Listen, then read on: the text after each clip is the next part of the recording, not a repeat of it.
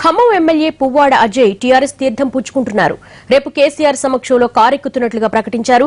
కాంగ్రెస్ లో గుర్తింపు లేకుండా పోయిందని, ఖమ్మం కార్పొరేషన్ ఎన్నికల్లో ఎంత కష్టపడినా గుర్తించనందుకే పార్టీ మారుతున్నట్లు చెప్పారు. పాలేరు ఎన్నికపై తనను పీసీసీ కనీసం సంప్రదించలేదంటున్న పువ్వాడ అజయ్ కుమార్ తో మా ప్రతినిధి భూపాల్ ఫేస్ టు ఫేస్. రెండు తెలుగు రాష్ట్రాల్లో ఇప్పుడు ప్రతిపక్ష పార్టీల నేతలు అధికార పార్టీ వైపు చూస్తున్నారు. అభివృద్ధి నెపంతో ప్రతిపక్షం నుంచి గెలిచిన ఎమ్మెల్యేలు ఇప్పుడు అధికార పార్టీ వైపు చేరుతున్న పరిస్థితి.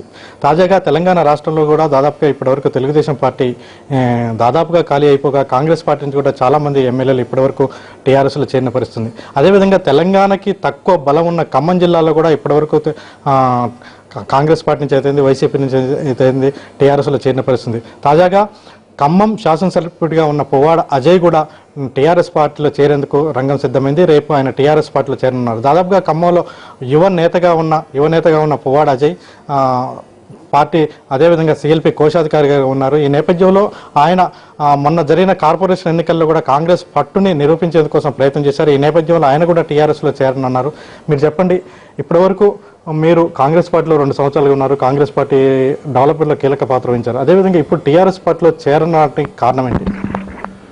ప్రధానంగా కాంగ్రెస్ పార్టీలో పనిచేసే నాలాంటి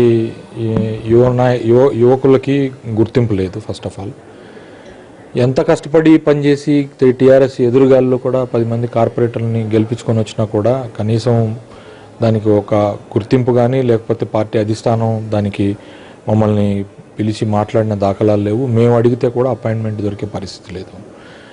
సో ఇటు పీసీసీలో చూస్తే పీసీసీ కార్యవర్గంలో మమ్మల్ని ఎందుకు పనికిరాని ఎగ్జిక్యూటివ్ కమిటీ మెంబర్లుగా వేసి మమ్మల్ని అవమానించడం అనేది బాధాకరమైన విషయం.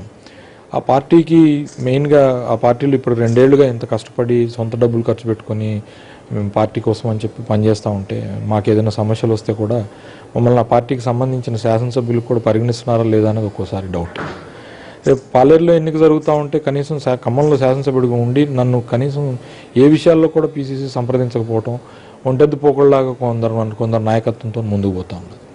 ఈ పరిస్థితుల దృష్ట్యా చూస్తే ఒక పక్కన టీఆర్ఎస్ అభివృద్ధి మంత్రంతో ముందుకు దూసిపోతాం, మిషన్ కాకతీయ మిషన్ భగీరథలతో కేసీఆర్ గారు ఒక డైనమిక్ నాయకుడిగానైతే ముఖ్యమంత్రిగానైతే ప్రూవ్ చేసుకున్నారు. ప్రజలు ఆయన పట్ల విశ్వాసాన్ని వ్యక్తపరుస్తున్నారనేది వరుస ఎన్నికల్లో వస్తున్న విజయాలతో అర్థమవుతానే ఉంది.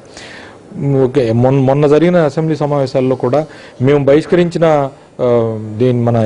Power point presentation irrigation projects redesigning మీద ఎందుకు బహిష్కరించామనేది ఇంతవరకు శాసనసభ్యుడిగా మాకే తెలియదు. అసలు పోనీ ఆ బహిష్కరించినప్పుడు వాళ్ళు చేసిన వాళ్ళ తప్పేంటి, అసలు ఏ రకంగా ఉండాలి, మనం ప్రతిపాదించిన ఇదేంటి మన ప్రాజెక్టులు ఏంటనేది పవర్ పాయింట్ ప్రజెంటేషన్ చూపిస్తారంటే అది చేయలేదు. ప్రజల్లో చులకనైతా ఉన్నాం.